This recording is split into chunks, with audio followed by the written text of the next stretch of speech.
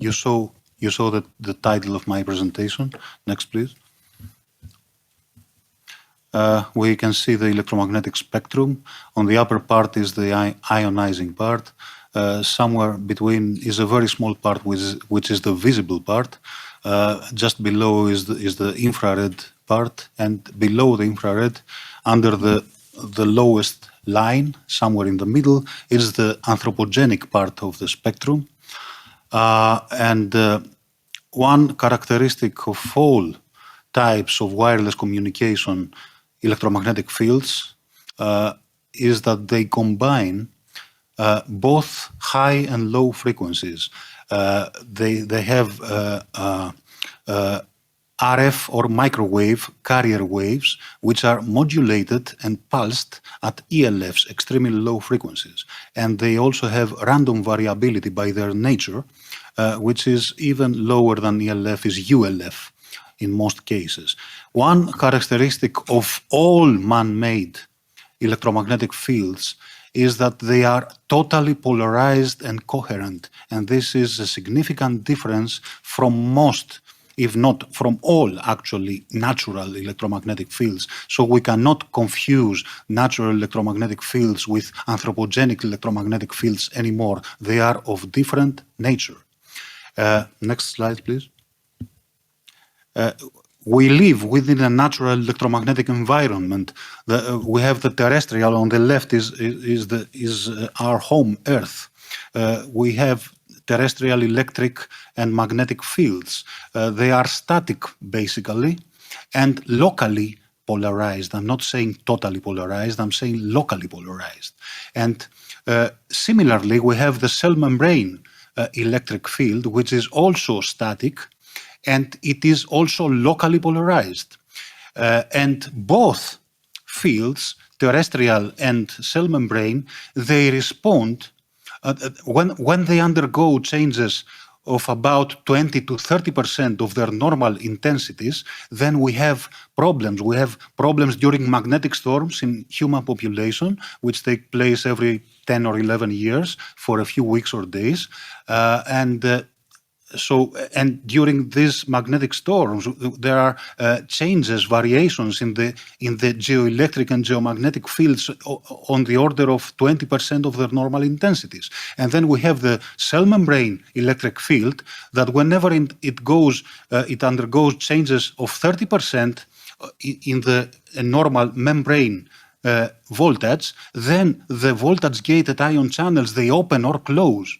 So we have initiation of health and biological effects in both cases when the static and polarized fields, they undergo changes, variations of about 20 to 30% of their normal intensities. This is a very important observation, I think, and we must concentrate in this in order to explain more the biological effects of electromagnetic fields. Next slide. On the right, we see a polarized field, a totally polarized field. It emits waves that oscillate on a single plane, while a non-polarized electromagnetic field emits waves that oscillate in every possible plane. So it's a big difference. And moreover, the man-made fields, apart from totally polarized, they are totally coherent. Also means all the waves emitted by a source, by a man-made source, all the waves are in phase between them. They take simultaneously the highest and the lowest values of them. Next slide.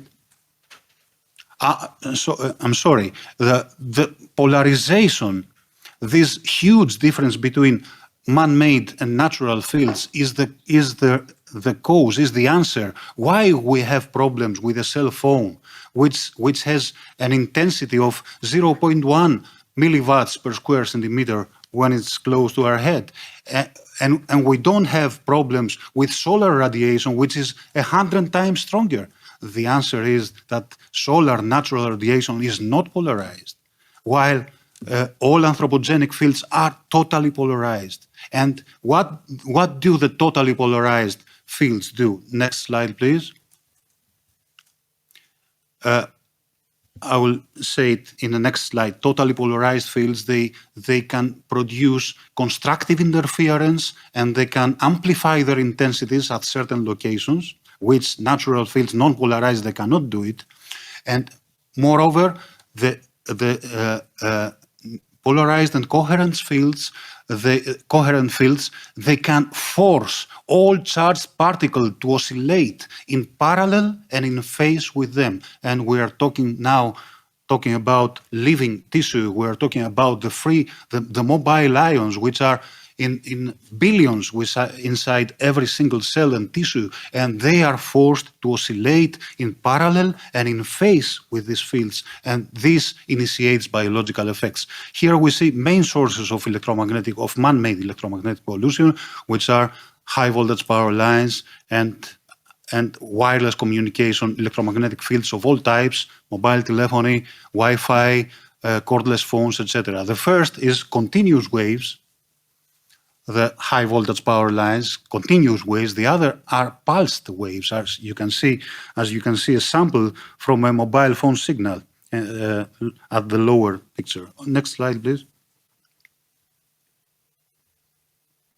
Here we see the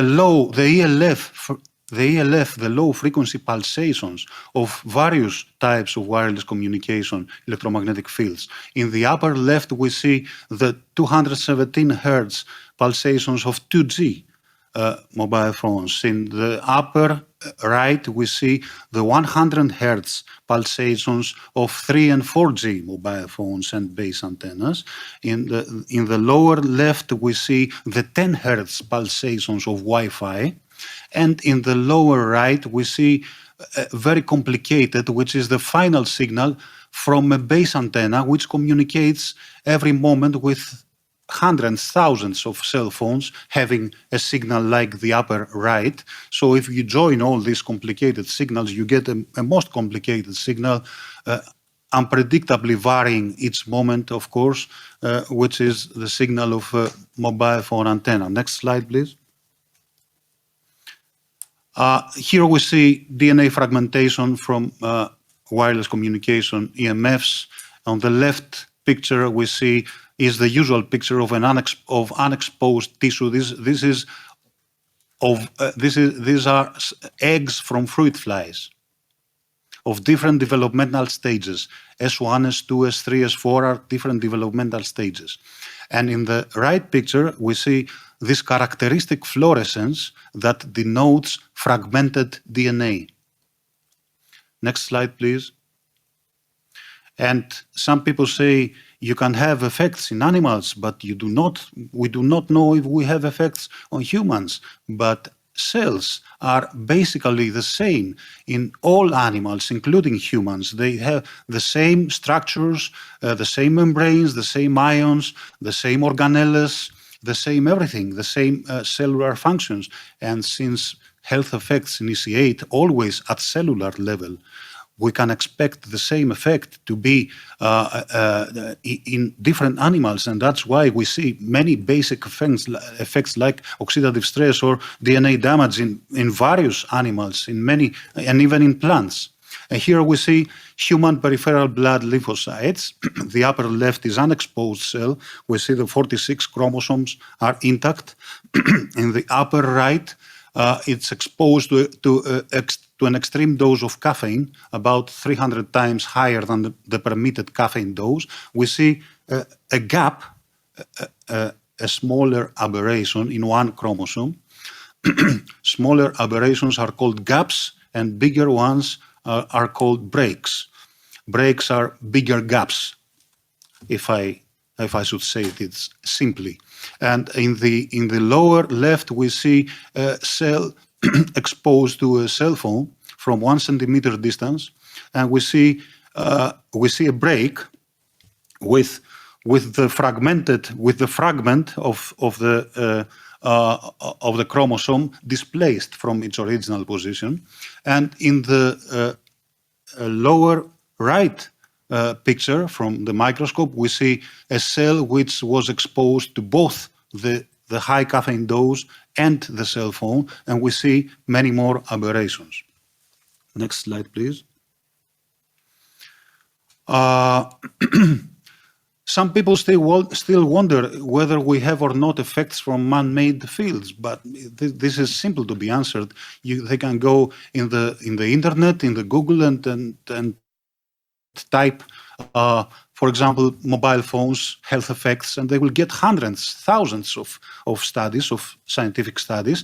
About 65 to 70% of them, they saw effects. If we look more closely to the studies, we see that the studies that they have used simulated signals with fixed amplitude and fixed frequency and fixed pulsations, that's the simulated signals, 50 of them find effects and 50 of them, they do not find effects. But if we look at studies that having used real life signals, then more than 95% of them, they do show effects. So this, we get a very strong indication that variability, apart from polarization and coherence and intensity and the existence of low frequencies of pulsations and the duration of exposure, which are very important parameters, the variability of the signal, it's an extremely important additional parameter for the bioactivity. Next slide, please. We have ICNIRP recommendations that they are adopted by governments to protect people from electromagnetic fields. They provide no protection. ICNIRP recommendations actually provide no protection because in this table we can see on the left we can see different fields, different types of fields. In the second column we see the ICNIRP limit for this field, for each of these fields. In the third column, we see the threshold intensities above which are recorded biological and health effects. And we can see that the threshold intensities for which biological and health effects are recorded are thousands of times and even millions of times in some cases lower than the recommended limits by ICNIRP. Next slide, please. Next slide.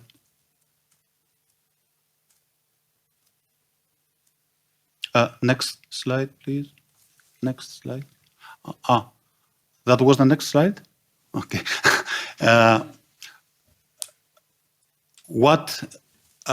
If I could summarize the way effects take place, I would say man-made electromagnetic, polarized electromagnetic exposure causes dysfunction of voltage-gated ion channels in cell membranes. This dysfunction alters the intracellular concentrations of critical ions such as calcium and potassium and sodium.